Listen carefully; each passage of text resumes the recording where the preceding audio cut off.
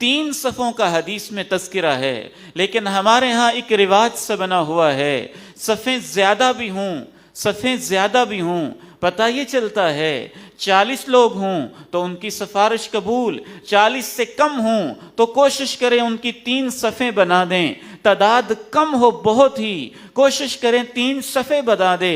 اس امید سے کہ اگر وہ نہیں تو اس بھائی کو یہ فضیلت مل جائے، 100 والی نہیں ملی، 40 والی نہیں ملی تو شاید اللہ مہربان ہے 3 صفوں والی فضیلت مل جائے۔ لیکن جب 3 سے اوپر صفیں ہو جائیں، 4 ہوں، 5 ہوں، 6 ہوں، 7، 8، 9، 10، 11، 12 تو ان میں خواہ مخواہ طاق کی تعداد کو پورے کرنا، گننے کا تکلف کرنا، یہ بس ہمارا رواج ہے، شریعت کا کوئی مسئلہ نہیں ہے۔ بلکہ اگر آپ زیادہ صفیں ہیں اور ان کو توڑ رہے ہیں تو وہ صفیں توڑنے کی بات آ جائے گی، اس کی کوئی اجازت نہیں ہے، نہ اس کی ضرورت ہے، وہ محض تکلف ہے جو معاشرے نے اپنی طرف سے گڑھا ہوا ہے۔